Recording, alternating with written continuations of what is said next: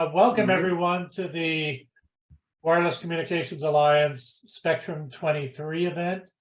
We're excited to have our all-star cast back with you. We have a few new members, new panelists this year. And so want to take you through what we're going to be doing today. So first up will be Chip Yorgaitis from Kelly Dry & Warren, talking about what's up in DC, and he'll cover all the legislative issues going on that we care about in the world of spectrum. He'll be followed by Andy Clegg from Google, talking 3 gigahertz and CBRS. And then after Andy speaks, Richard Bernhardt will be talking about CBRS 2.0, which is exciting. FCC and FAA ongoing issues, and then briefly talk about 10.5 gigahertz. And batting cleanup will be our newest panelist, Dave Wright from HPE Aruba. And he's going to be talking about 6 gigahertz and talking about all the exciting things that are going on there. So we're really excited to have everybody joining us, and a few housekeeping items for you. If you have questions during the event, feel free to tap on the Q&A button and ask your question there. We'll be monitoring that. And as time permits, we will be answering those questions for you. Additionally, just so everybody knows, we will be rebroadcasting this. It'll be available on our Venmo, on our video channel shortly after the event, a day or two later. And so it's on Vimeo, so everyone will get to see that. And so without further ado, let me introduce Chip to talk about what's up in DC. So Chip, take it away. Good morning, good afternoon, good evening to each of you. I'm Chip Yorgaitis, as Tom said, with the law firm of Kelly Dry & Warren, and happy to be back at the WCA Spectrum event again this year. I'm going to give you an overview of the Washington regulatory scene, particularly as it applies to spectrum management and regulatory issues. Our first stop will be the Federal Communications Commission. The FCC, which has a full slate of 5 commissioners, has been a split 2 Democrat, 2 Republican agency for the past 2 years since the beginning of the Biden administration. The 3rd Democrat seat remains open. Gigi Sohn, who was nominated by President Biden in late 2021, but did not go through confirmation, was renominated several weeks ago for that position. Her nomination is likely to continue to get pushback from the Republicans, and we'll just have to wait and see if it does go to confirmation, whether the new slight majority to the Democrats in Congress is enough to tip the balance, and when that might occur. In the absence of 5 commissioners, there's several key non-spectrum initiatives which are hampered, Democratic initiatives which are hampered. One would be the reimposition of net neutrality rules, as well as how an ongoing proceeding involving questions of digital discrimination or fair and full access to the broadband internet, how those rules play out later this year. Spectrum, however, has largely been a bipartisan matter, and that should continue. One of the things the FCC has done of impact to spectrum just this year is, after long consideration, voted in early January to establish a new Space Bureau and a new Office of International Affairs, effectively splitting the current International Bureau. This has a little bit more red tape to go through before it takes effect, but the Space Bureau will oversee essentially all of the satellite issues, whereas the Office of International Affairs will, among other things, handle spectrum matters on an international basis under the U.S. efforts at the International Telecommunications Union, including the World Radio Communications Conference that will be taking place late this year in Dubai. The satellite industry has seen a number of innovation initiatives just this past year with the commission, including a rulemaking that is ongoing that would look at streamlining the application processing, making available spectrum in certain cases for systems even before there's an international allocation, something which has been a full stop roadblock in the past. There are also was an order that shortens the required time by which satellites below 2,000 kilometers need to be removed from orbit, shortening that period from 25 to 5 years, and that'll apply on a prospective basis. And then there are also inquiries regarding in-orbit servicing, assembly, and manufacturing, such as satellite refueling and in-orbit repair, and the spectrum requirements needed to support those ISAM activities, as they're called. On the other side of the House, with regard to federal spectrum, this is regulated by the National Telecommunications and Information Administration, which is part of the Commerce Department. NTIA, as it's typically known, has an Office of Spectrum Management, which oversees the federal uses of spectrum. And NTIA's Office of Spectrum Management also hosts the Commerce Spectrum Management Advisory Committee, which after a year hiatus was rechartered in the middle of last year. They've had 2 meetings thus far, but they've set up 4 subcommittees to look at some hot button spectrum issues, including 6G, what future use cases will be and what spectrum might be available for them, as well as electromagnetic compatibility improvements between aeronautical radio and commercial wireless, with a particular focus in the 5 to 16 gigahertz band, where there's several radar systems. And at the same time, there is also increased interest in making certain blocks of spectrum within that range available for commercial, mobile, and other enhanced spectrum uses. One of the things that came together in February 2022 and will continue to play out going forward is increased spectrum planning and coordination between the FCC and its regulation of non-federal spectrum and NTIA as the federal spectrum manager. The heads of both agencies announced a spectrum coordination initiative in February of last year, and one of the key first fruits that came out of that was an updated memorandum of understanding between the 2 agencies regarding spectrum management and planning. As part of this, there will be regular meetings both at the leadership level as well as in key staff positions. Early data sharing of both existing and prospective uses supported by technical analysis.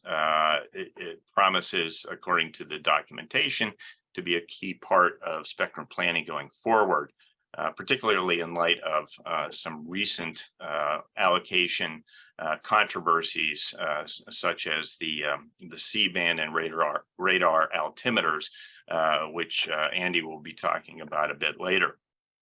The MOU also provides for increased coordination time. For example, when the FCC is planning to make a decision, giving the NTIA and the relevant federal agencies a greater opportunity to review and provide input into the FCC's proposed decision, and a commitment to develop a process to handle disputes between the 2 agencies.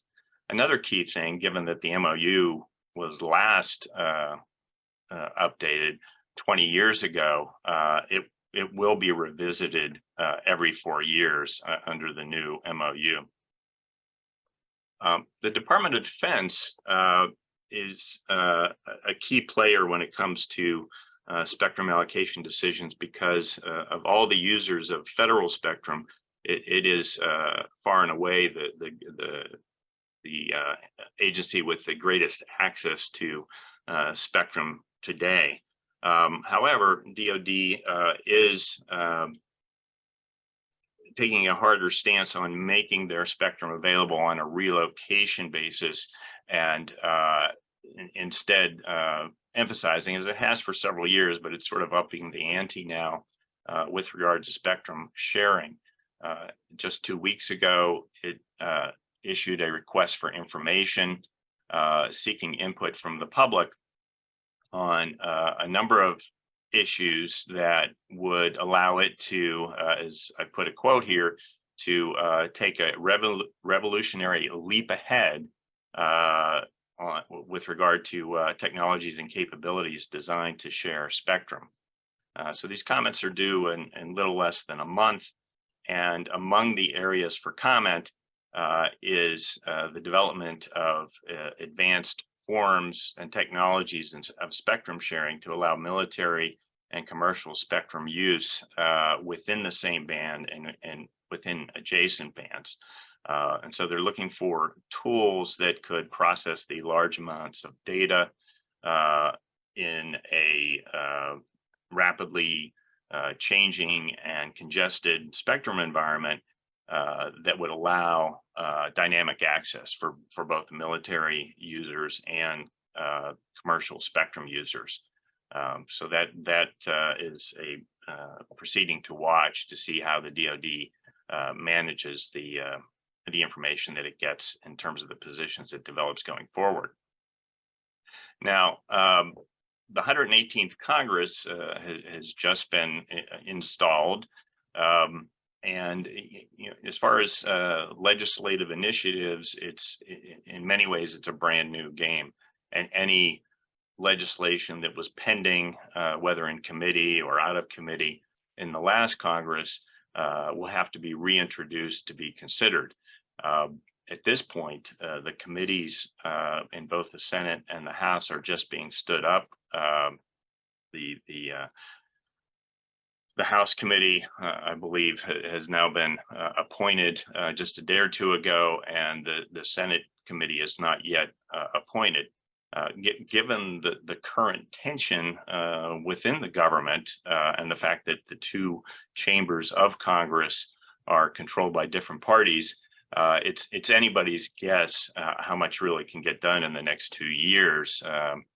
Now, spectrum is historically a bipartisan issue, so we might see that to be one of the areas where things can move forward.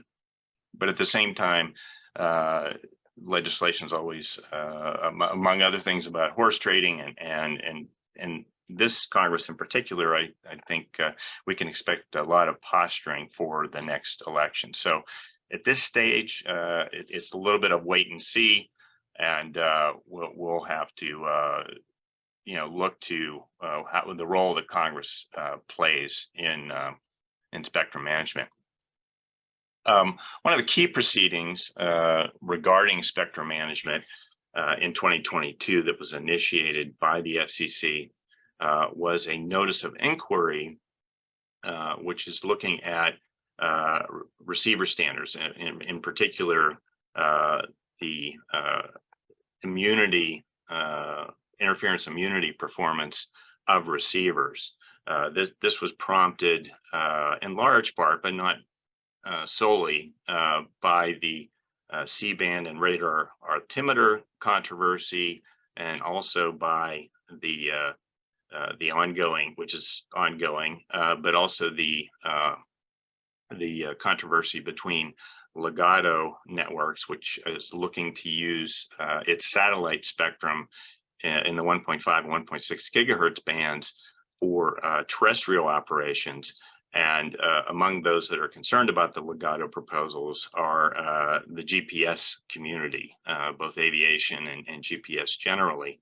In both of those cases, the incumbent receiver was subject to interference from the new entrants operating at higher powers than prior to the FCC decisions, but operating with some distance removed from the incumbent receivers. And in fact, the interference was being caused not by interference signals into the receiver's bands of operation, but by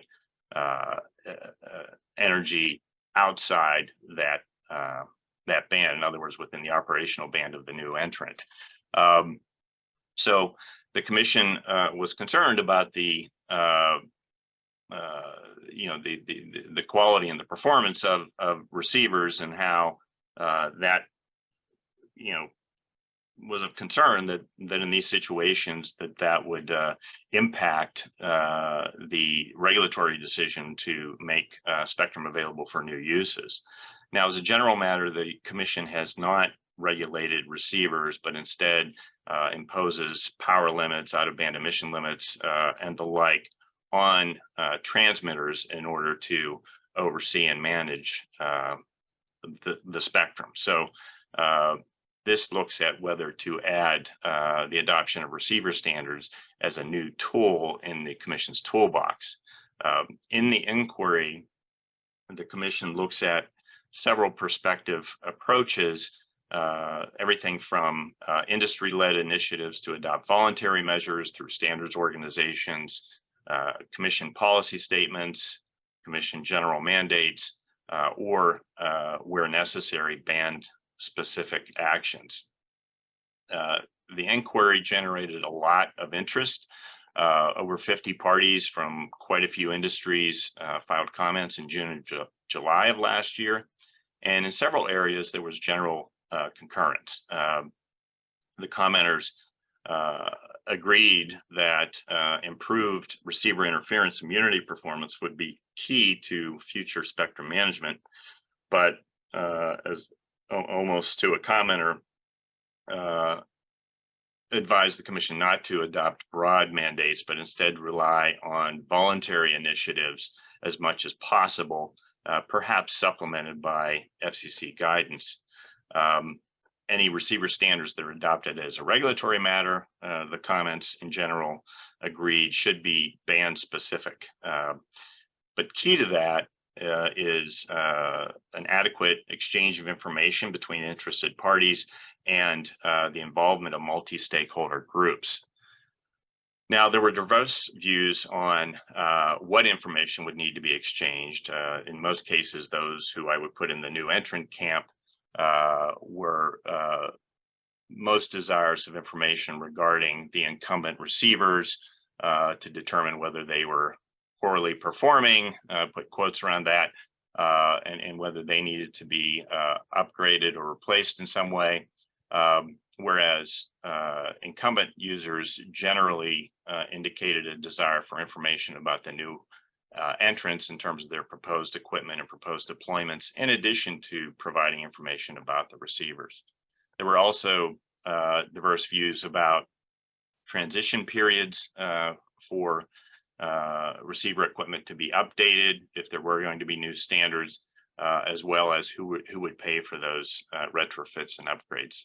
But as I look at it, the sort of the key policy question is, is it possible to generate an agreed upon factual basis that would be the foundation for decision making? And that's been a very difficult challenge in recent spectrum controversies. The commission hasn't taken any further action as a result of that inquiry, and we'll have to see how that plays out. I'll just close by mentioning a few other recently initiated FCC spectrum proceedings that will be in play this year. The first is a notice of inquiry, possible repurposing of the 12.7 to 13.25 gigahertz band, which is currently used for satellite and fixed services.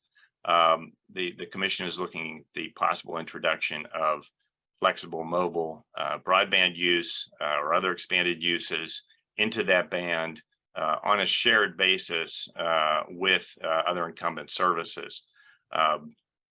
and comments on that were just submitted. And then just earlier this month, the commission, 5 years after the Aerospace Industries Association submitted a petition for rulemaking on the issue, the commission adopted a notice of rulemaking regarding drone spectrum, in particular, the use of the 5030 to 5091 megahertz band for command non-payload communications for drones. And but the commission's that's what AIA asked for, but the commission is looking at a much broader set of issues, including possibly expanding the use of existing flexible use spectrum, which in many cases has prohibitions or restrictions on aeronautical use, whether that could be made available for drone communications and the variety of issues that would be related to that in terms of compatibility between neighboring licensees. And then other bands to keep an eye out for proceedings in the not too distant future is possible reallocation. One might say it's likely that some of it will be reallocated in the 3.1 to 3.45 gigahertz band, which is a federal radar band. And Andy's going to be speaking about that. And then another federal band, which is largely used for fixed satellite, fixed terrestrial fixed services, point-to-point links, and also some satellite uses and radar, is the 7125 to 8.4 gigahertz band. So with that, I'll stop. And Tom, I don't know if you have any questions or if any questions came in. Yeah, Chip, thank you for that. You indicated that the recent DoD RFI signals something of a sea change in DoD's approach to spectrum sharing. Can you elaborate for us on that? Yeah, I think what you see there is just they're trying to draw a line in the sand with regard to how much more spectrum they're going to make available, as opposed to try to really press for sharing of spectrum, dynamic sharing of spectrum.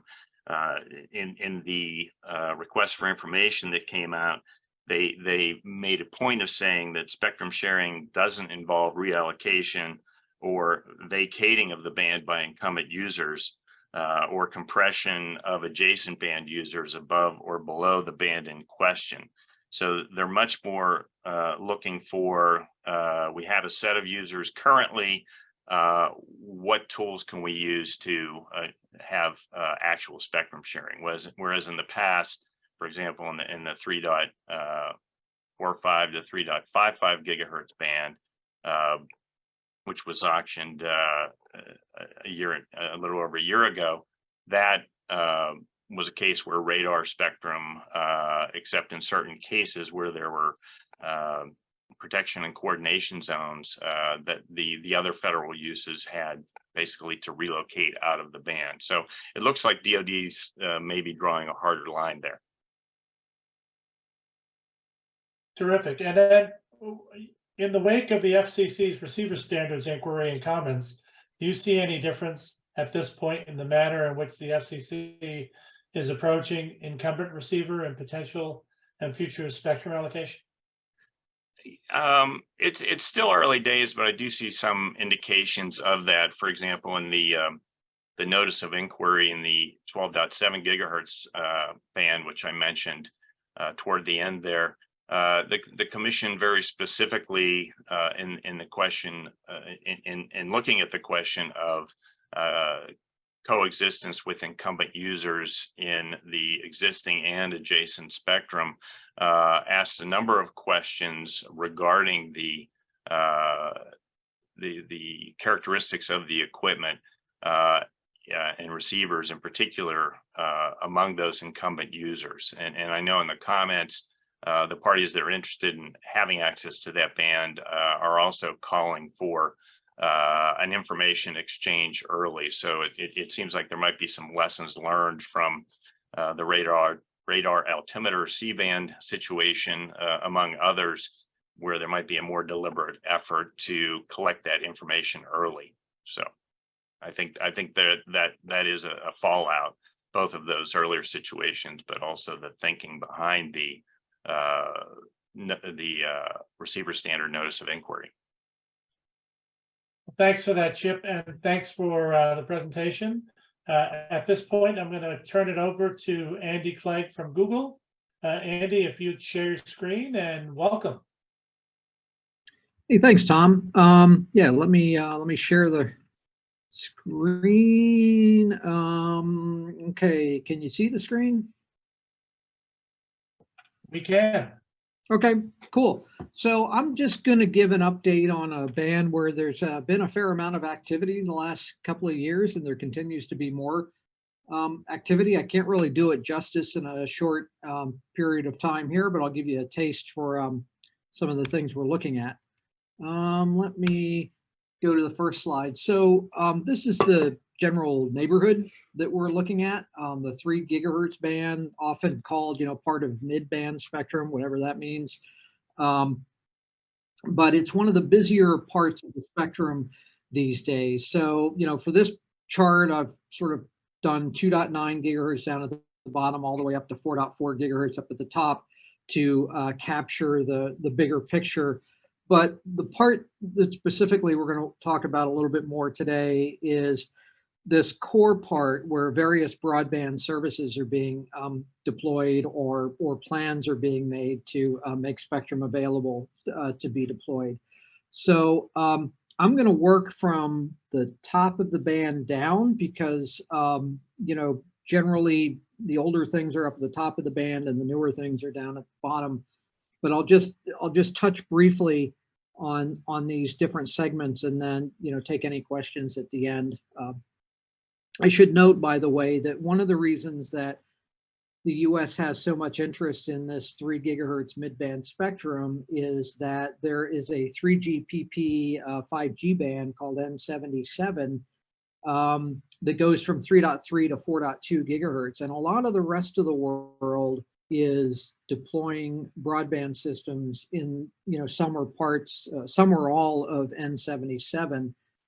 The US is a little more complicated, or I really should say a lot more complicated, because we have a DoD radar that operates in a big chunk of what is the N77 band. And so it creates this having to work around the DoD incumbent, and it makes it kind of hard for us to just wholesale reallocate this spectrum for broadband and then start deploying broadband. So we're having to play a very coordinated game with the DoD in order to share this spectrum rather than to use it exclusively for mid-band. But we'll talk a little bit more as we go on. So let me start at the top of the band with what is formally called the 3.7 gigahertz service.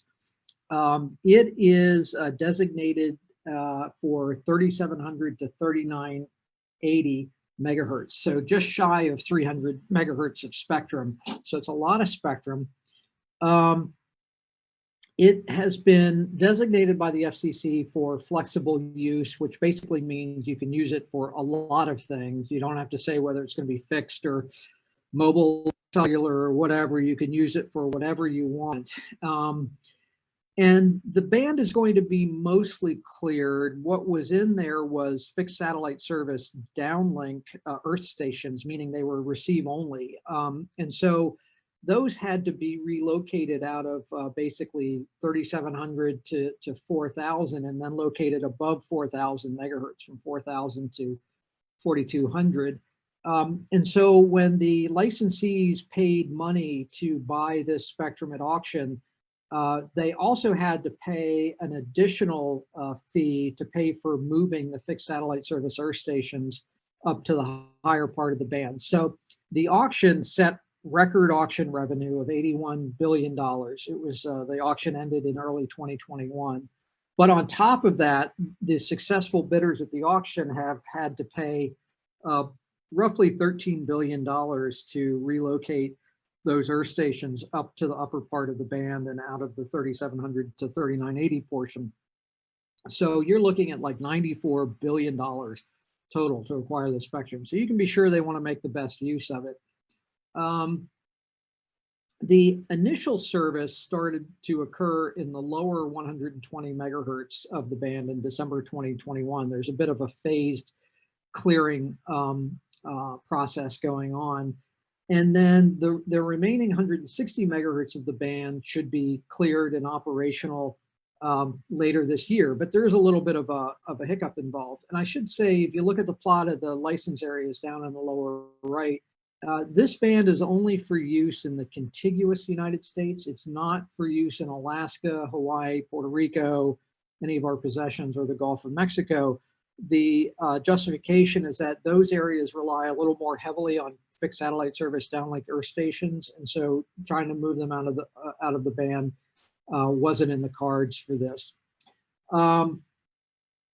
So now Chip alluded to it. We don't have. I went into more detail on this last year at this meeting, but Chip alluded to it in his talk, and you probably saw it in the paper. Just above that purple area on the spectrum chart that shows FSS for the fixed satellite service earth stations, just above that from 4.2 to 4.4 gigahertz is a band where aircraft radio altimeters work. So when they come into land, these radio altimeters give them very precise readings of how far above the land they are as they come in towards the runway, right down to the final 20 or 30 feet. And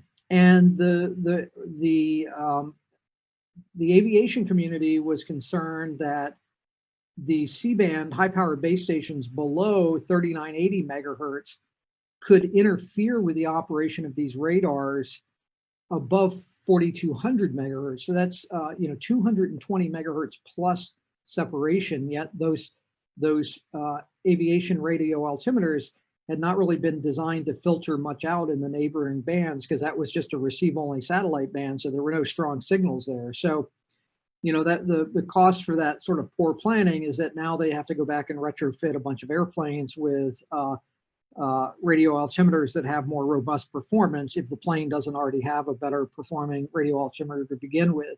And so there's been a lot of hand-wringing over this. The long and short of it is that the operators that bought the spectrum have agreed to voluntary limitations on power in the vicinity of airports until July of 2023. And then the expectation is that the airplanes will have replaced all of the radio altimeters that need to be replaced by that time. And so the operators can switch to normal operations after July 2023. But, after you've paid $94 billion of auction, then you're told that, hey, there's a problem.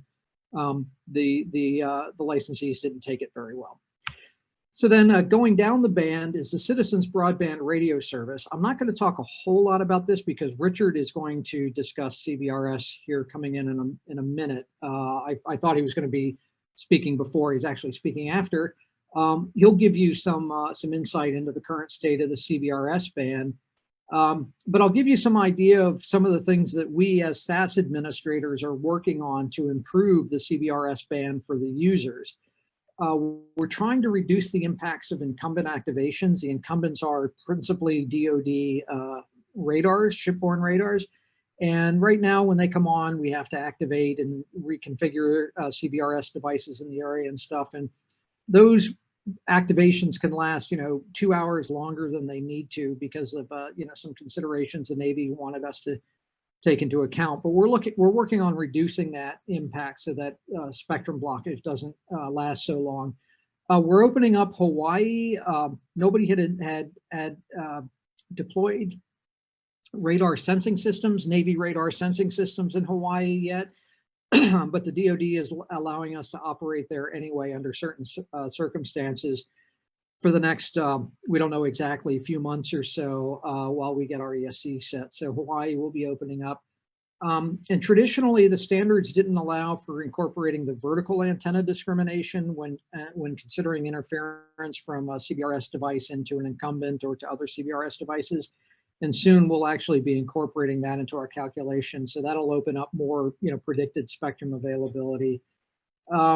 We had been required to protect the DoD from adjacent band emissions in some areas, but because of the advent of the 3.45 gigahertz service, which I'll talk about next, those protections no longer made sense in some areas. And so we did get almost immediate relief from that. Fort Worth, Texas was one of the areas, for example. And then another thing is that we'll allow the CBRS devices to heartbeat with the spectrum access system less frequently in certain areas of the country where there's not incumbent activity. And what this will do is make the CBRS devices a little more robust to, for example, a dropped connection to the spectrum access system that lasts more than a few minutes. That won't cause the device to automatically shut down. It'll, have more time to recover. We don't exactly know how much more time, but a lot more than they have right now. We just don't know the exact number.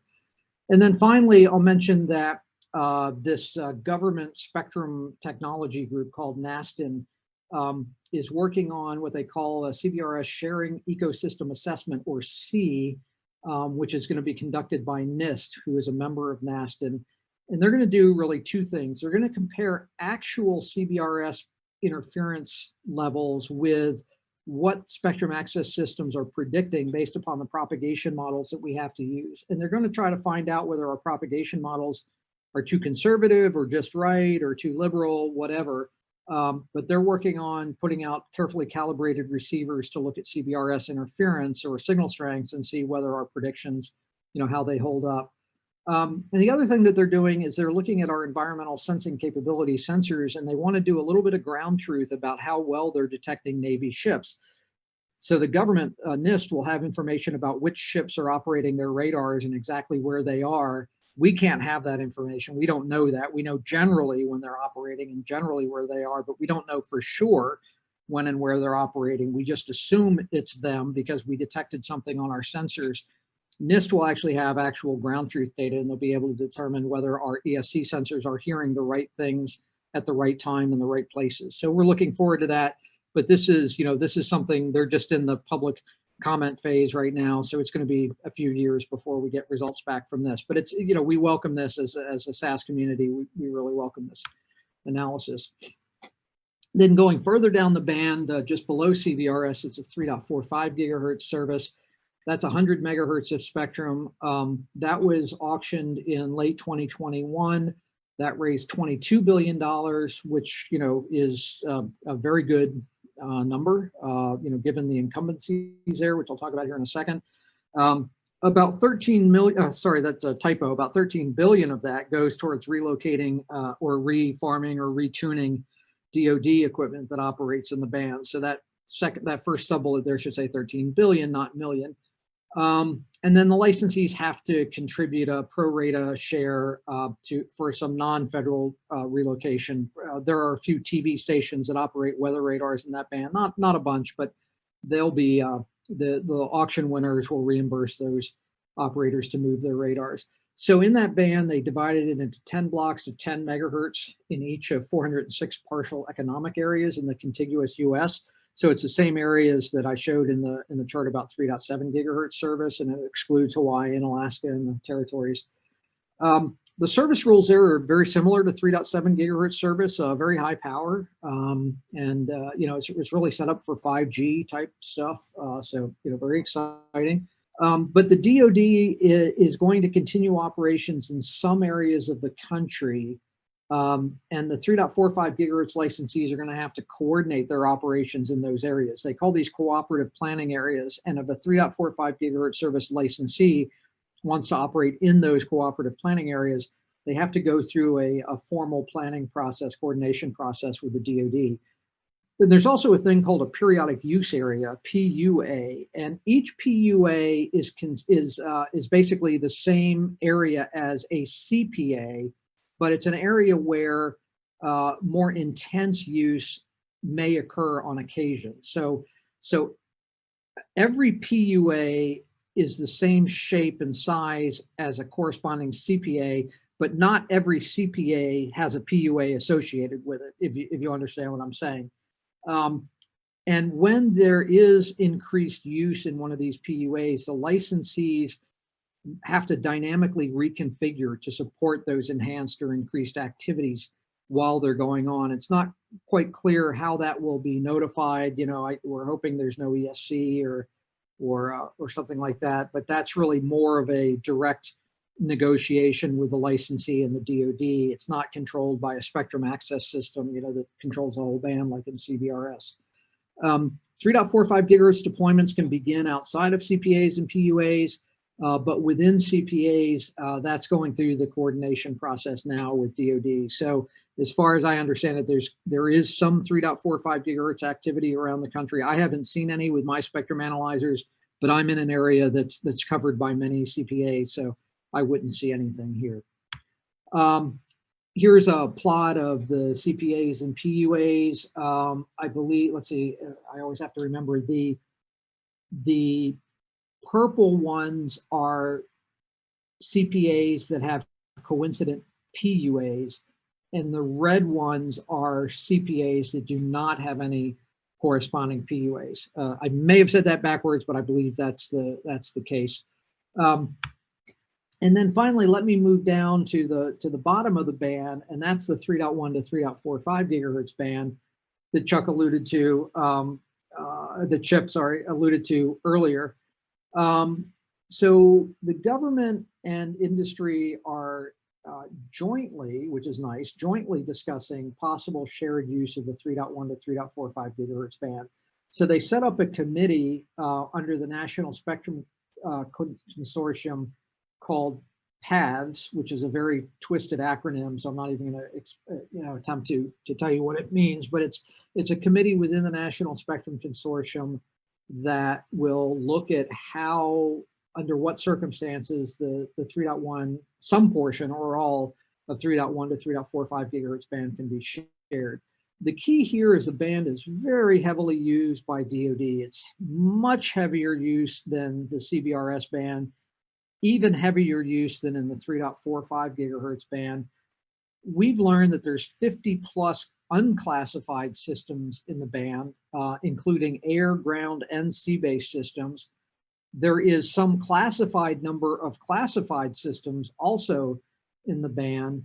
And besides having all of these systems in the band, some of the systems that were in the 3.45 gigahertz band had already been pushed down to this band to make room for the 3.45 gigahertz service. So it led to even more intense use. So this band is very heavily encumbered. So it's yet to be seen exactly how it's going to be shared. We've seen that an individual unclassified system that was analyzed could impact a population of as many as 90 million. In other words, that's the population in the areas that are that potentially impacted and having to protect that system from interference. So that's just one of the 50 plus systems. DoD's ongoing position is that they really cannot clear the band. They just have too many assets in it. One of the assets is the AWACS, which is an airborne radar system shown there on the right. It is being replaced by a newer system that'll work in a different band, but that will likely take many years before that comes to fruition. So the bottom line is that sharing 3.1 to 3.45 gigahertz is going to be challenging for everybody involved. So, I spoke last year more on the coexistence aspects, but I want to, continue to plug the thing that, we now have multiple different systems operating in the 3 gigahertz spectrum. It's not clear if there's going to be interference among and between all of these systems operating in the different bands. That's yet to be seen. We haven't really reached peak deployments yet. We're still ramping up in CBRS, let alone the other ones. One thing to keep tabs on whether there's interference, within bands or across bands in 3 gigahertz is that the Wireless Innovation Forum just yesterday launched an online survey to ask 3 gigahertz network owners and operators about their experiences in the band. Are they getting interference? Are they not getting interference? If they are getting interference, how bad is it? What are the general areas? And we wanted to use this information to see whether we, may need to create industry standards or best practices documents or something to help mitigate any coexistence challenges before the regulators get involved. We don't want the regulators to get involved. And again, this survey is just about among the operators. It has nothing to do with interference from incumbents. The incumbents have the right to be there. We're not worried about that. This has to do with interference among the operators. The link to the survey is there if you happen to be a network owner or operator and want to take the survey. And we ask people, if situations change or if you have different experiences, feel free to fill out the survey more than once. We really want to identify trends and things like that. And you can do this either anonymously or provide an email address for follow-up questions if any are desired. And just to give you an idea of some of the coexistence challenges, the 3.45 gigahertz service is there indicated on the left. They're allowed up to 3,280 watts per megahertz of EIRP. On the right, the big blue box is the 3.7 gigahertz service. They're also allowed up to 3,280 watts per megahertz. And then in the middle, the green bar shows the maximum allowed EIRP of the CBRS service, which is 5 watts per megahertz. And you may ask what green bar. The green bar is about 1 pixel high down at the bottom of that thing. So it shows a level of disparity in power output among the 3 services that are currently occupying the 3 gigahertz band. So that's why, there could be some coexistence challenges. We're still waiting to find out how that plays out. So summary, compared to other countries, the US 3 gigahertz band is kind of complicated mostly because of the incumbencies of DoD radar systems. We're doing a good job at designating mid-band spectrum for broadband services. We've made a lot of spectrum available and things are deployed. CBRS is deployed and 3.7 gigahertz is deployed. 3.45 is in the process.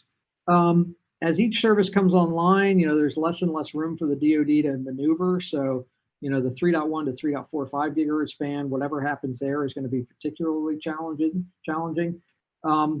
Coexistence challenges like the claimed potential interference to radar or interference to CBRS from some of the high power adjacencies, those claims have emerged in terms of possibilities, but we're trying to gauge through the survey how much interference is actually really happening.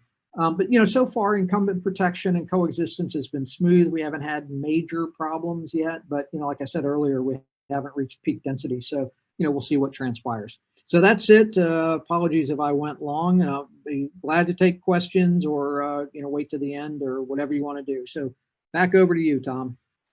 Andy, thank you. I was having a side chat with Tom Mitchell, and it's amazing how much is going on in this block of spectrum. So thank you for sharing that. A couple of quick questions, though.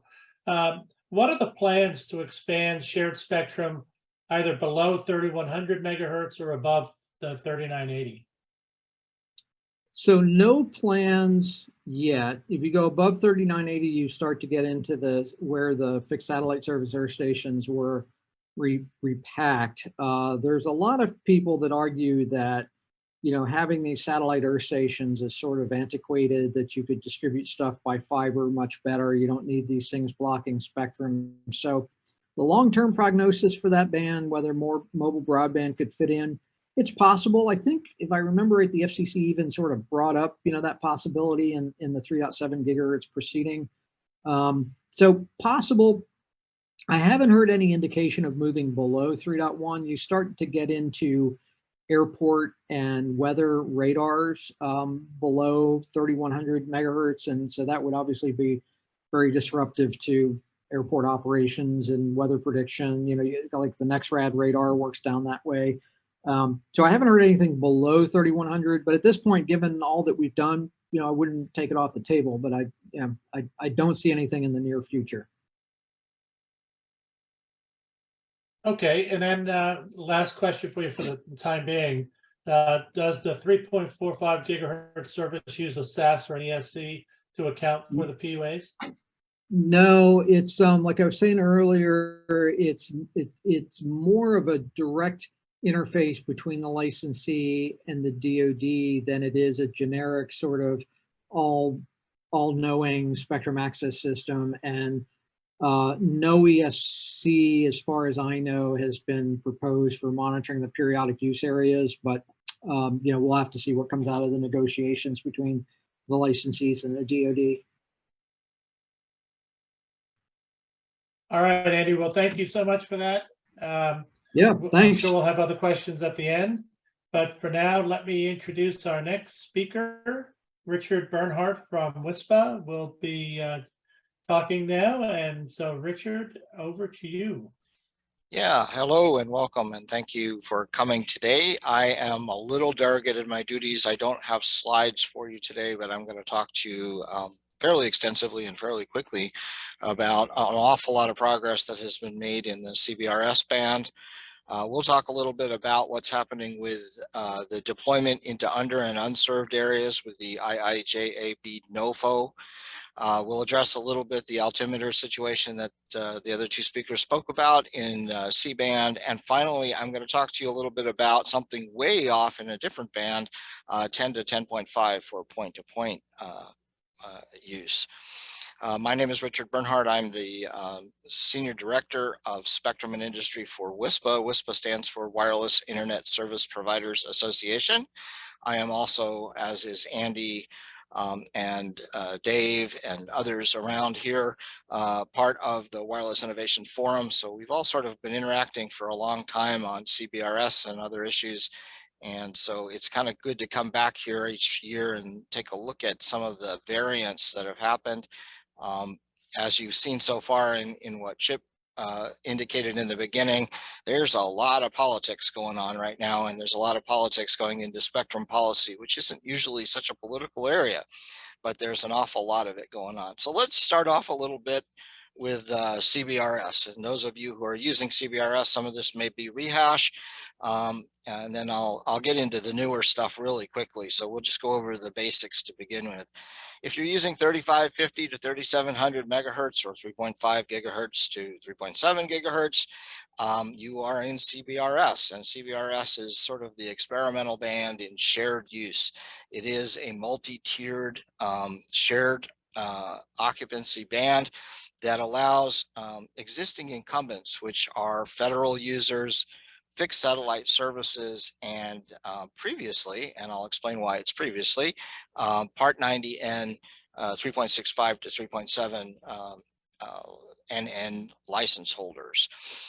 That is combined with the availability of buying what's similar to a licensed spectrum with a priority access licensed side of things, and generally authorized access, which is licensed by rule and makes up the upper 50 megahertz of the band plus 30 megahertz of the lower portion of the band. If you are somebody who is operating a nationwide network or even a partial network across the United States, you can use CBRS. If you are a local provider or a wireless internet service provider, you can use CBRS. If you are a utility, a hospital, a housing entity, a retail organization, you can use CBRS. CBRS is one of those new things where pretty much everyone has access to it, but it is controlled by the rules and controlled by the Spectrum Access System, who is sort of the overarching frequency coordinator and manager for the band. Generally speaking, there are two categories of operation in CBRS. There's category A and category B. Category A tends to be indoors and lower power. Category B is up to 47 dBm per 10 megahertz and is the outdoor equivalent. And if you are operating anything that comes close to that, then you are considered category B.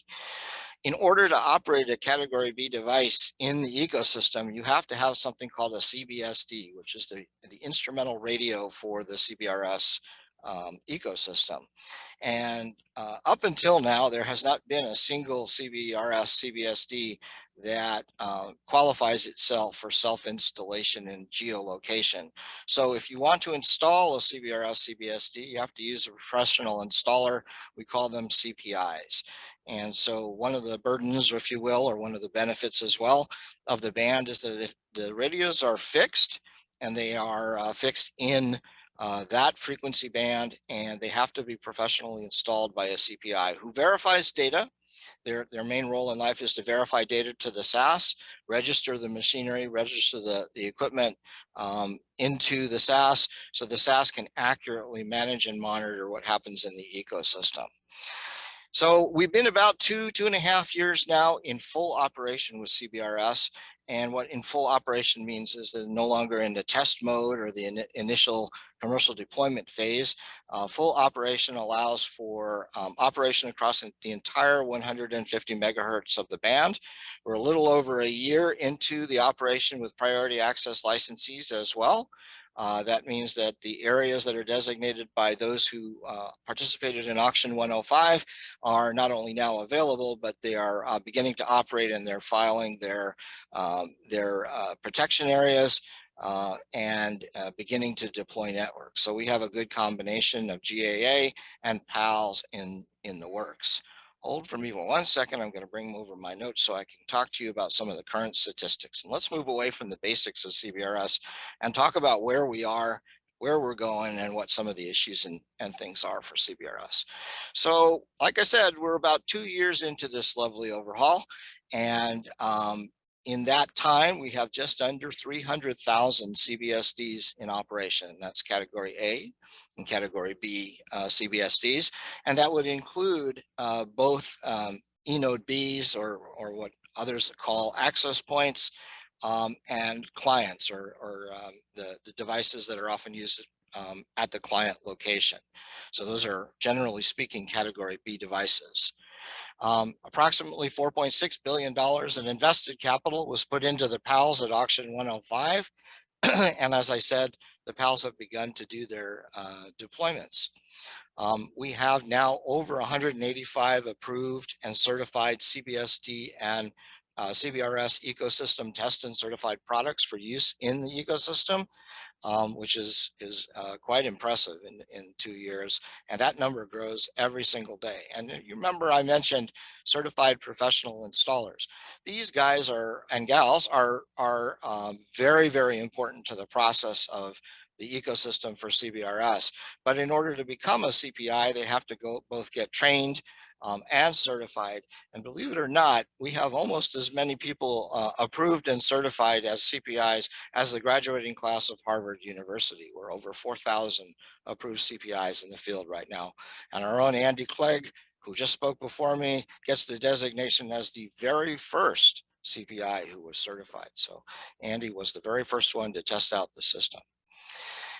The Spectrum Access System is the backbone of the operation of the band, and it's where everybody registers their devices and how the management and interference and protection of incumbents takes place.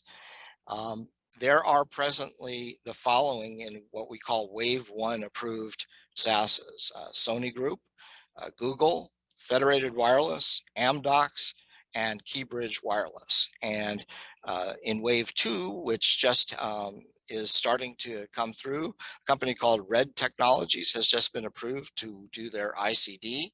So you have quite a few choices thus far in spectrum access systems. Some of those providers also operate the environmental sensing capability devices that detect federal incumbent uses, and some of them don't, but that only regulates where they can operate, and you'd need to speak to your specific SaaS about whether or not they use ESCs. ESCs are used to detect federal incumbents when a DPA is declared. Licenses for PALs are 10 years in duration and can be renewed. And it is expected that almost all of the areas covered by counties will be in operation over the next set of years. But one unique thing about CBRS is that if an operator who owns a PAL has not filed a operational recording, which is called a PPA or PAL protection area, with their SaaS, that means that they're not operating in a particular area. And different from standard licenses, a PPA designates where operation is. Where operation is not, opportunistically is open to GAA use. So GAA is the upper 50 megahertz of the band, plus 30 megahertz in the lower portion of the band that is not in a declared protected area and being used at the time by an incumbent, and any opportunistically open frequencies that PALs aren't using. One good thing about CBRS being 2 years old is we're starting to see where it's being used and in what markets and which deployments. For amazement is the number and sheer diversity of the uses. Presently, we have uses in agriculture, both in regular agriculture and precision agriculture, doing things such things as moisture sensing, dairy monitoring, geofencing, and a wide range of other agricultural uses. The CBRS is being used in venues and entertainment locations. Last year it was used at the Super Bowl, and I think it'll be used at the Super Bowl again this year. It's used in hotel and hospitality venues and conference centers, transportation centers. It's used in 2 of the largest airports in the United States, and hub stations in transportation. In addition, it's used widely in fixed wireless services for residential use and single family, MDU multifamily, and multiple multiple tenant enterprises. We're also seeing quite a diverse set of uses in higher education, such as universities, colleges, and dormitories in higher education, and in K through 12, a lot of remote school and homework benefits. And as you might think, if you're doing it for that, you're also doing it for homework capability and medical and hospital uses, including telemedicine. And we've seen a fair amount of use in mining, retail, such as restaurants, malls, strip malls, coffee shops, retail outlets, and municipal deployments. And the use cases are growing on a daily basis with substantial amounts of beneficial case studies. So let's talk about that's where we are today. We have all of these different kinds of uses, and there's 2 categories of use that are starting to come into play.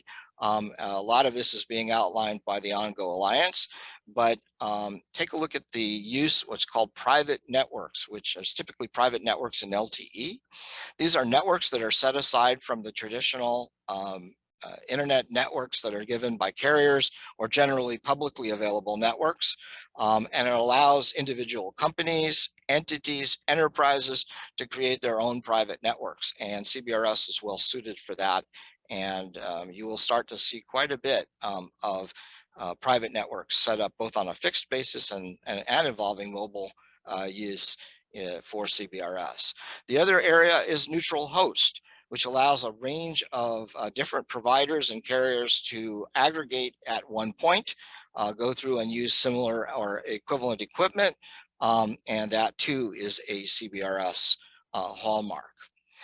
The Wireless Innovation Forum, who created the baseline standards for CBRS, did so in what was called Release 1. And that's what the SASs were tested against and the CBSDs were tested against. But like in any industry, as you start to be successful and as you start to move forward, there's always that next release. And so what WinForum decided to do was look at features, functions, and capabilities that weren't readily available or readily apparent in the Release 1 baseline standards, and said what types of uses could be added to or expand the flexible use of CBRS. And so in Release 2, they look at things like grouping. So if you have a set of radios that need to be in a particular frequency set or in a particular use set, they can be set aside so the SAS knows what that group is. Passive DAS and the upcoming look at active DAS. Passive DAS is already set up so it can be used under Release 2, and active DAS is being examined at this point. A flexible grant procedure, which allows for modifying an existing grant. For example, if you don't need to use all the frequencies that you applied for in your grant, you may want to reduce your grant or reduce the power that you're using, but you don't want to go off the air in doing so. So they're looking at flexible grant assignments that could reduce or change the grant without causing a re-registration or a re-grant process. And enhanced antenna pattern examination, or EAP. This allows the recordation of the exact antenna pattern and type that's being used. And what this can do for the band is allow for more exact prediction of how much bandwidth will be used and where interference or overconnection or coexistence will take place, and present, if you will, more frequency availability by knowing more facts. This is going to continue. WinForum is working on different kinds of things that it can examine. Things for the future might include some things that require regulatory changes. So they've broken them into regulatory and non-regulatory impacting. One that might require a regulatory change is an examination of the propagation models that are being used, and whether or not there's a more efficient approach to looking at propagation models, or more dynamic grant allocations. a way that the grants could be applied more dynamically and changed during the day more frequently. So watch for new functions and capabilities coming in under release 2. And if you have a chance, take a look at the WIN forum information with regards to the baseline standards and release 2. Another aspect of CBRS, which is, I will say, limping along, it has the possibility of doing a whole lot more. And I talked about this a lot last year. I'm hoping it will bloom into something a little bit more, is the idea of secondary market. So as with most licensed Part 101 type licensed frequencies, there is the ability to buy a frequency at auction and then determine that you don't need all of it, or you don't need all of it now, and you can provide for leasing or disaggregation or other approaches, maybe even selling off portions of that licensed use that you don't use. Well, it's determined from the rules that PALs can be have the same kind of function. So the FCC approached the SASs with something they called the light touch recordation. In order to make a lease happen, it has to be recorded in the ULS, which is the FCC's master database of use of licensed frequencies. And it wanted to come up with a fast way to do these recordations, which could also anticipate smaller leasing uses. So maybe not the whole PAL, or maybe not all the frequencies that are out there. So they created a method called light touch. It is in effect, but it's not quite where it needs to be yet. So we're watching for light touch to be established as something that can be more tenable going into 2023. Don't fret though, if you actually do want to lease or sell part or all of your PAL, there is Form 608, which is a recordation, a more manual recordation process, which allows you to make available to second or third parties, people that have to be eligible to take a PAL, but that could be transferred to them via the 608 process. And this allows for smaller entities to gain access to PALs. Maybe someone wasn't available to buy a PAL during the 105 auction, and it allows for more opportunistic use. Now, at the beginning of the talk, I said that there were 3 levels of incumbents. There's the federal uses like radar systems, and there's fixed satellite systems.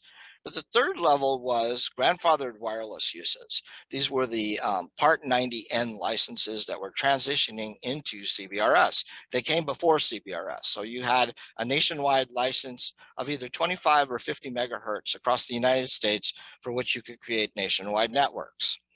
Well, as of January, I think it's 11th of this year, all of those licenses have sunsetted. And so the protections that were fairly wide across CBRS are now being phased out, and the SASs will be able to make those frequencies in those areas that required protection before open to GAA use. And that is actually a very positive thing, because many of the Part 90Z NN license holders have already or will transition into CBRS. And secondly, we're always open to the most frequency availability that one can use. Let's transition really quickly into the IIJA BEAD NOFO. So if you've been in this industry for any period of time, you know we love acronyms. I think Andy made some comment to that effect in his presentation. So IIJA BEAD NOFO from the NTIA. 5 points if you can tell me what all of those things mean. Infrastructure Investments and Job Act is the IIJA. Broadband Equity Access Deployment Program is the BEAD. Notice of Funding Opportunity is the NOFO, and of course, National Telecommunications and Information Administration, a Department of Commerce agency, which is the one overseeing the IIJA BEAD NOFO.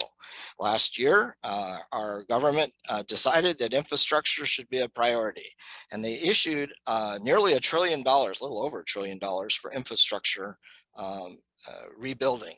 And in that, they put money for mid-band and also for last mile broadband deployment, especially in underserved and unserved areas of the United States. The idea is to get digital ubiquity, to have it everywhere, even in rural areas, even in sparsely arranged areas. And the object is to be able to cover many, many different areas at once. So Those of you who are interested in acquiring IIJA BEAD NOFO funds, you need to work through your states. Each one of the states is being taken on as a entity in and of itself. Each state got $100 million to do planning around the deployment in under and unserved areas. And then operators will be able to apply for funding, which is somewhat complicated. It requires a lot of different things to happen to get that funding. But part of it was determining where there is already under or unserved access. So the FCC has put into effect the now Broadband Data Collection Act, which replaces the reporting that ISPs did in the past, which collects information on a location-based priority, telling the US government and operators and users where actual availability of broadband is. And so part of the IIJA BEAD NOFO is to take into account how, in the words of the NTIA, reliable broadband can be delivered to every location in the United States. And this is critically important, but it's also a very complicated methodology. And there's a lot of politics associated with this because the NTIA has made some rules which can affect different providers in different ways. It's placed an emphasis on fiber and on licensed band spectrums, which is critical to things like CBRS, because CBRS can be used at least, especially through the PAL approach and potentially through the licensed by rule GAA approach to cover areas that aren't covered in the United States. Let's move from the BEAD NOFO into the replication of the bands in CBRS band in whole or part into other bands. Not going to talk too much about this because I think Andy covered the 3 gigahertz band, but one of the critical things about CBRS is that it was a model which includes protections of incumbents. It includes the allocation and grant of frequencies and power and different kinds of uses in different areas. And having that kind of protection level and that kind of flexibility allows for sharing in potentially a wide range of bands. The hallmarks, of course, of CBRS are the spectrum access system itself, registered, controlled, and certified equipment, that it is technology neutral, that the band areas are smaller licensed areas like counties versus PEAs and other bands, and the type of networks are sort of broad and different that can go into CBRS. So Andy mentioned 3.1 to 3.45. That's a possibility. There are some bands that may be opening up in the 4 gigahertz and 7 gigahertz ranges, which could do a replication. If you're interested in a band that you see out there being an extension of CBRS, I would contact either the NTIA if it's a government managed band or the FCC and let them know of your interest. So let's close on 10.5. So I'm going to move into just a short discussion of a new proposal that a coalition called the Coordinated Sharing Coalition put in, I think it was in October of last year, which allocates or requests to allocate 10 to 10.5 gigahertz as a point-to-point band, relocated for the sort of to support what already exists in 5 gigahertz, 6 gigahertz, and 11 gigahertz backhaul. The incumbents, and there are definitely incumbents in this band, are federal uses, some of which are that category Andy discussed in confidential users, and also amateur incumbents. So this particular petition looks at making a point-to-point secondary approach as a licensed TDD band to extend what is already a very crowded field in 11 gigahertz. This would allow for some of the benefits that are necessary in the IIJA BEAD NOFO, which allows for middle mile, and there is some funding available for that. So watch for discussion on the 10 to 10.5 gigahertz band. That's the update for now as I have it. I'm happy to take any questions or answer anything that you might be interested in. My name is Richard Bernhardt and I'm with WISPA. Back to you, Tom. Richard, thank you. you packed a lot into a very short period of time. We're going to get to questions at the end. I want to give Dave Wright from Aruba HPE the opportunity to talk about 6 gigahertz, and then we'll open it up to questions at large. So Dave, to you. Great. Yeah, thanks, Tom. Could somebody give me rights to share? It's telling me I don't have permissions at the moment. So while that's being worked out, Give me 1 second. Sure. So yeah, thanks to Tom and the WCA for the invitation to present. Looking forward to talking to you all about 6 gigahertz. I'm Dave Wright. I head up HPE's global wireless policy initiatives. Now it's letting me share. So I head up our global wireless policy initiatives out of the office of the CTO, and very happy to be with you. So I think I have talked about who I am. So let me just dive in, and I'm going to try to be as brief as possible. So, you know, 6 gigahertz is a big deal. You know, this is the first significant allocation of mid-band unlicensed spectrum that we've had in 20 years, 20 plus years, actually. You know, and when we think about the historical allocations of mid-band spectrum, I should say, for unlicensed, you know, the 2.4 and 5.8 ISM bands all the way back to 85, and then the opening up of the other portions of 5 gigahertz, the, you know, Uni 2, Uni 1, Uni 2 extended. That really happened right around the turn of the millennium, so call it around 2000. And while those have all been significant, 6 gigahertz actually, as you can see on the slide, is about triple the amount of total spectrum available for unlicensed. So this is hugely significant, and really marks the, you know, the kind of spectrum allocations we are going to need for the next decade to keep all the unlicensed technologies going. I like to point out it's somewhat impressive that we've been able to do so much with so little for so long. With unlicensed, given the, you know, relatively paltry allocations and just how heavily utilized these bands are.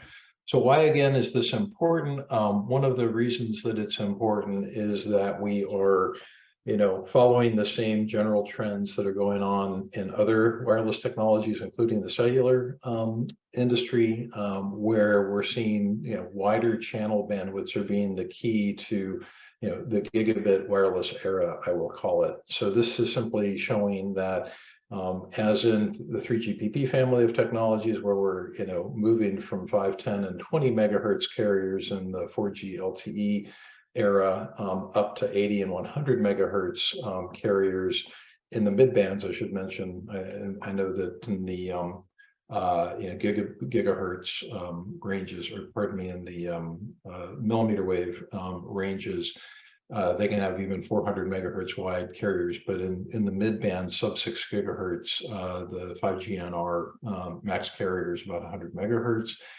And, you know, so you're going from 20 to 100 there. On the IEEE side, we're seeing, you know, the Wi-Fi 4 family of technologies had a 40 megahertz maximum channel bandwidth.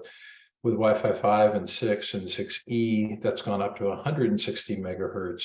And then with the forthcoming Wi-Fi 7 specifications, or BE specifications coming out of IEEE, we'll see channel bandwidths up to 320 megahertz. And I would just point out that, you know, with Wi-Fi 5 and 6 operating in 2.4 and 5 gigahertz, while there was, you know, while the technology supported 160 megahertz channel, it was really impractical to deploy that in essentially all settings, I would say. I mean, there are probably some residential users out in the middle of nowhere who may have some 160s going. But anywhere that you've got a, you know, a requirement for multiple channels, certainly in an enterprise or public venue or something like this, you're not even thinking about 80 megahertz wide channels. You know, both HPE and Cisco have a good amount of data from our customer bases, and the vast majority of our customers are using 20 and 40 megahertz wide channels, simply because of the lack of spectrum that has been historically available. 6 gigahertz changes that, and we can now see enterprises potentially moving to 80 and even 160 megahertz wide channels. So, you know, that's one of the reasons that this is so significant. I just wanted to kind of throw up a slide I know we're a little bit US centric here. I'm probably going to be a little more international than the other panelists, just to talk about the global momentum around 6 gigahertz. So it all started with the US action. So the FCC in April of 2020, as you'll see on the slide, was the first country to open up this band for unlicensed operations. Since then, we've had 59 other countries around the world follow suit. I've simply taken the opportunity to highlight here in yellow the countries that have essentially taken action in the last 12 months, really to just illustrate how, how the momentum continues, and as I would say, I believe even accelerating in the last 12 months, at least in terms of the number of countries who have acted on this. And again, if you think about, and as I say here, is really unprecedented global momentum in terms of how this is rolling out globally. And if you were to go back to the 2.4 band, which is probably not a great analog since it was really the first unlicensed band, but if you were to look even at like the 5 gigahertz band, and particularly like Uni 1, how that rolled out around the world, it took 7-8 years for us to really get to, I would say, critical mass, sort of mass market scale on a global basis for some of those 5 gigahertz bands. Whereas in less than 3 years with 6 gigahertz, we've seen this kind of adoption on a global basis. So, the market dynamics are really good. This is, creating a good opportunity for all of the folks who play in the Wi-Fi industry. And that's kind of the subject of the next slide, which is about the device ecosystem. So one of the things that, I sort of have as one of my core principles is that you can develop, you can gauge the success of a band or how well a band is being adopted, a number of ways, but I think one of the best metrics is to look at the device ecosystem that is developing around the opportunity. And, this is a slide courtesy of Intel. They have been tracking all of the device certifications and device announcements for 6 gigahertz Wi-Fi 6E support. And, you can see basically starts off in the second calendar quarter of 21 through Q3 of last year. And, obviously the accelerating momentum, but the fact that, we're sort of on a consistent 300 device a quarter, so 100 new devices a month being added to the ecosystem, that's a healthy ecosystem. That is a very strong and growing ecosystem. So I think this just is another indication of how how much pent up demand there was for this. I think one of the other keys or one of the other drivers for the global rollout that we've seen and the momentum around that global rollout of 6 gigahertz was the unfortunate reality of the COVID pandemic and the fact that it forced everybody to be working, learning, living from home for an extended period of time. And it really underscored the importance of unlicensed spectrum and Wi-Fi technology in particular to that situation. And so I think a lot of regulators really saw that, Wi-Fi is an essential service for our citizens, and we need to be allocating additional spectrum so that Wi-Fi and other unlicensed technologies have the room for growth over the next decade.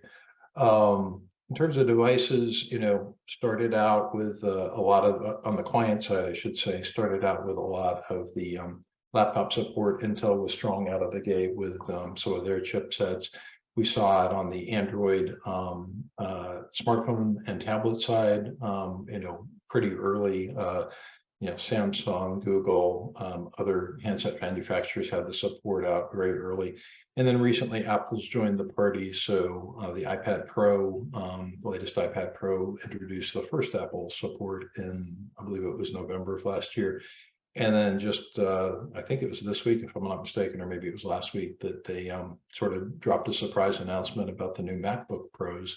And those also support 6E. So, the ecosystem is healthy and growing rapidly. So it's important we talk about 6 gigahertz to understand that this is a shared band, right? This is a band that is occupied by incumbent operations. There's a variety of different incumbents, and this can vary on a country by country basis. There's some commonalities, largely from country to country, but if we look at the US as an example, the major incumbents are fixed microwave transmitters, fixed microwave receivers, and then there are some satellite services as well. There are some other mobile services and certain subbands of 6 gigahertz. And so what we have done is we've come up with a number of methods for protecting those incumbent operations. And that's really reflected in the device classes that you will hear about in 6 gigahertz. And on the access point side, there are really 3 primary device classes. From left to right, low power indoor is really what you probably think about for most traditional indoor Wi-Fi applications. It's pretty descriptive title, so it is low power and it's indoor. So we're talking about 5 dBm per megahertz, which translates to about 250 milliwatts of EIRP in an 80 megahertz channel, right? The EIRP now is a function of the channel width, which I think was a wise choice on the FCC's part. Sort of incentivizes the use of wider channels. But with LPI, you have to be indoor. You can't have connectorized antennas, can't be weatherproofed, and indeed you have to actually put a label on your device saying that it is for indoor use only. That has been really what has driven all of the activity in the US to date. When the FCC acted in April of 2020, they authorized LPI operation, and then they set forward all the rules around standard power, which is the middle mode that I'll talk about here. And standard power essentially will bring 6 gigahertz up to parity with the enterprise Wi-Fi opportunity anyways, that we have with 5 gigahertz. And what do I mean there? I mean that the LPI mode, which we have been able to deliver now for almost 3 years, it prohibits outdoor applications. It prohibits anything with a connectorized antenna, anything that needs to be weatherized. So none of that can be done with LPI. Standard power will support all of those modes. So as standard power comes online, hopefully later in 2023, we'll again have parity essentially with the 5 gigahertz Wi-Fi deployment opportunities. So with standard power, you get fixed indoor and outdoor. You get higher power, so up to 4 watts or 36 dBm of EIRP. And the way that we're doing this while protecting the incumbents that I mentioned, particularly the microwave incumbents, is we are introducing a coordination database, right? So Richard talked about the SAS component in CBRS. I'm sure you all are familiar with this, and in a simplified way, we are introducing database coordination to unlicensed technologies for the first time. And so I'll show on the next slide sort of the architectural level, but just keep in mind we'll have a database that the radio access network will talk to determine channel and power availability. This will require geolocation capability in the RAN for the access points, right? You have to be able to tell the geolocation database where you are so it can make the proper calculations about spectrum availability while protecting the incumbents. For outdoor deployments, there's an elevation angle restriction to protect the FSS, that is the fixed satellite service. And then I'm not going to spend too much time on VLP. VLP is the 3rd mode of operation. This is really for mobile, indoor, outdoor, think mobile hotspot type applications, personal area connectivity, etc. I'll just note that the FCC did not authorize VLP or even stipulate, they didn't lay out rules for VLP in their 2020 report and order. They did set it up as a topic for potential, action in the future in an FNPRM section of the report, but we do not have VLP in the US. VLP is being rolled out in some other countries, and I mentioned Europe here as an example, much lower power levels, 25 milliwatt type EIRP. And again, this would be more personal area in vehicle type applications. So talking a little bit more about, well, actually real quickly, with LPI, since that's, what all of the 6 gigahertz activity you may have heard about will have been in the US will have been done with LPI. So, just thinking of some of the major deployments that we have done, there's been a lot of press about University of Michigan. They've now deployed almost 17,000 Wi-Fi 6E APs across the campus. Chase Center was the first, live sports and entertainment venue to do a 6E deployment, and Chase Center is obviously a fully enclosed indoor arena there in San Francisco where the Warriors play, and they've gone for Wi-Fi 6E as well. And again, what you're seeing is in these high density venues, even the university, one of the drivers for their deployment is that they feel like, they're really future proofing their network, and they now are able to move to, again, much wider channels, 80 megahertz, 160 megahertz wide channels, and reap the benefits of, the additional capacity that you can see from that. So I'm going to spend a little bit more time now talking about standard power and what's going on there, because that's where a lot of the kind of the current focus is. We've got the LPI opportunity. We've had the LPI opportunity that's moving forward. VLP is a little bit further out in terms of its potential opportunity in the US. Standard power is coming online, pretty quickly. It should be this year. And as I mentioned, this introduces the idea of database coordination to unlicensed for the first time. So much like, again, I'll stop talking about CBRS as an analog, but it'll be hard for you probably not to see some of the similarities.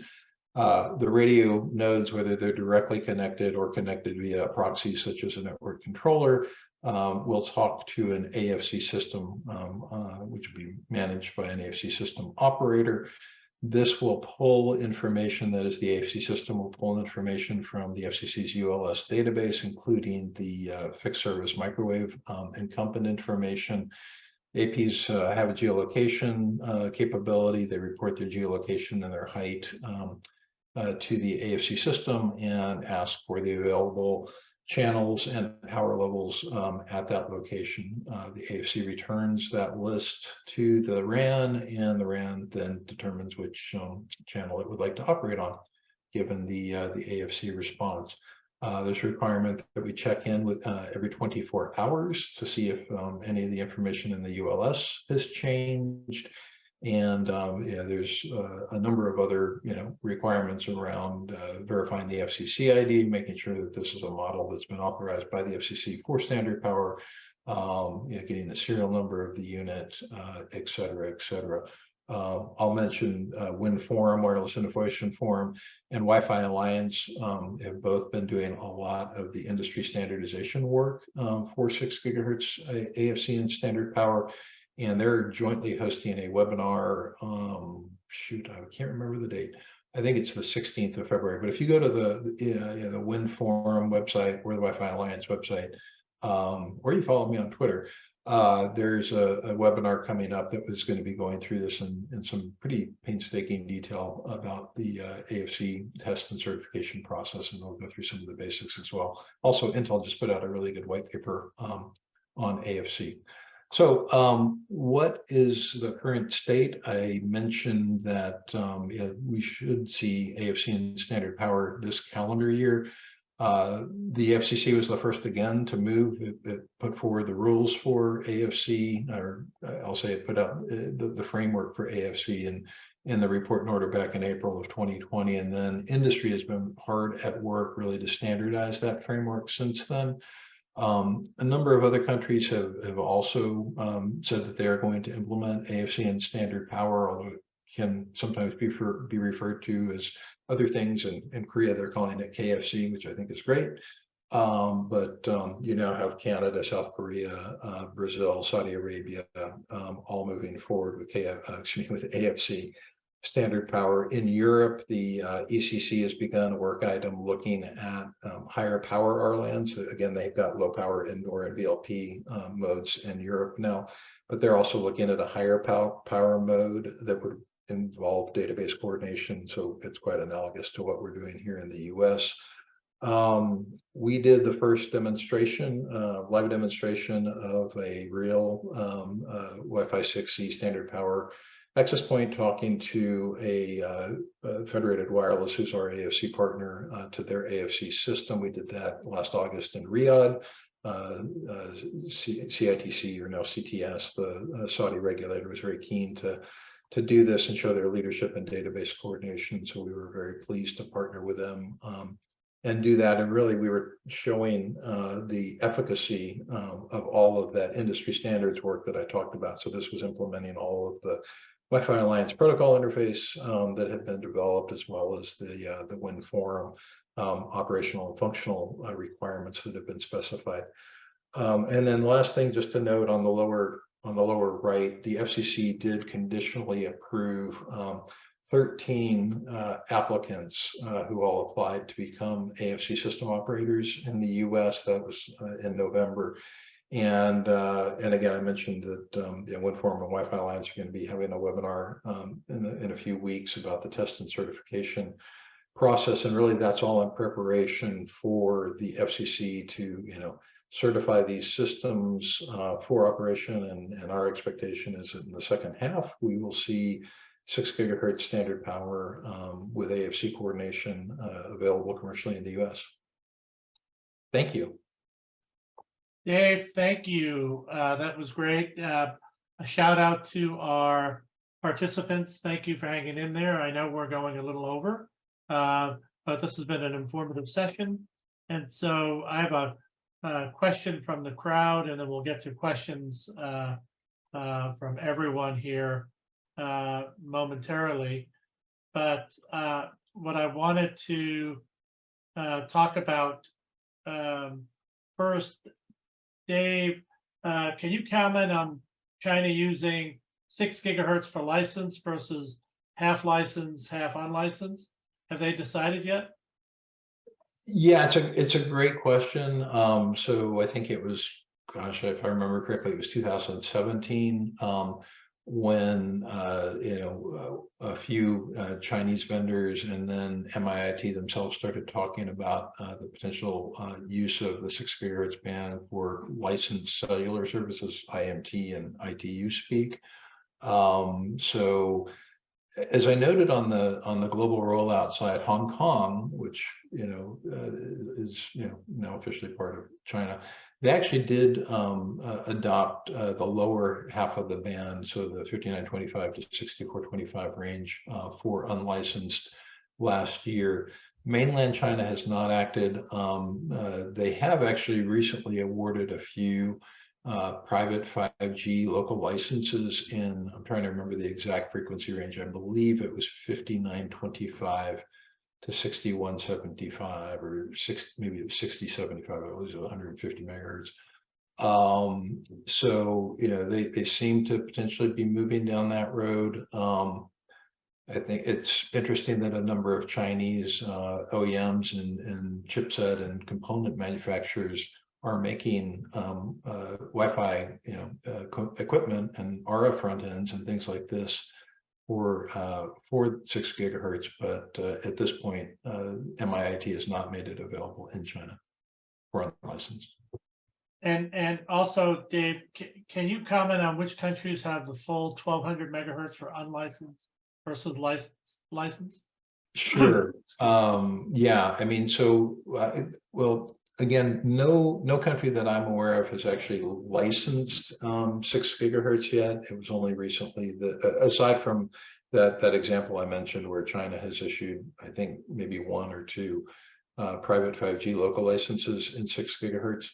But at a national level or regional level, I'm not aware of any country who's actually licensed the band at this point. There are certainly studies along those lines, and that'll be a big topic of conversation at the World Radio Conference in Dubai in November and December. As of now, most of ITU Region 2, which is the Americas, has gone for the full 1200 megahertz.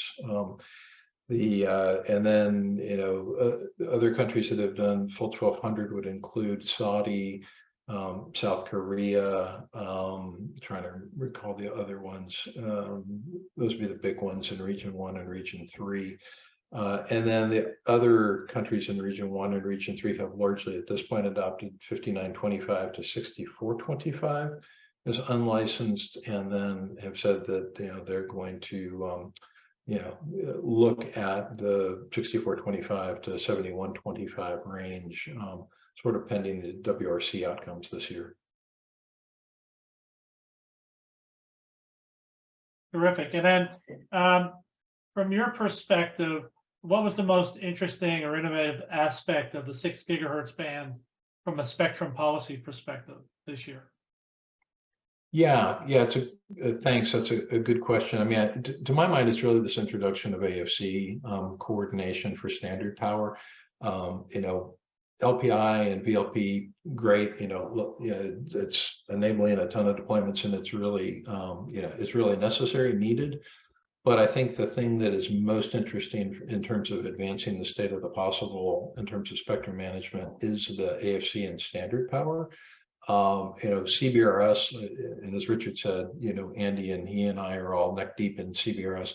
It's been great in proving out that whole, you know, the efficacy of database coordination of these radio access networks and having spectrum access systems, you know, essentially manage in near real time spectrum access. AFC is just going to take that to the next level in terms of making it a global solution, not just a US solution. And the reality is, you know, there's a ready, you know, there's pent-up demand for 6 gigahertz outdoor connectorized higher power applications that will immediately move to take advantage of this. And I think we'll see database coordination at scale unlike anything we've seen before.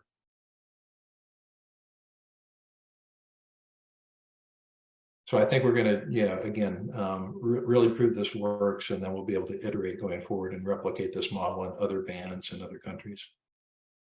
Thank you, Dave. And I want to thank all of our panelists. Chip, thank you, Andy, Richard. Appreciate the generosity of your time and the information you presented to our audience. I want to tell our listeners and viewers today that our next event will be February 16th at 9 o'clock Pacific, and it's our 4th annual 6G conference. We're excited to have that coming next. So register at the WCA.org site. And a big thanks to our generous sponsors, whom without we could not present these events. And so on behalf of the WCA, I want to thank everyone for participating. Hope you found this useful. You'll see information posted shortly with the presentation materials and the live video from Vimeo. So thank you all for attending, and have a great afternoon. Thanks, Tom. Thank you. Thanks. Thank you. Have a good rest of your day.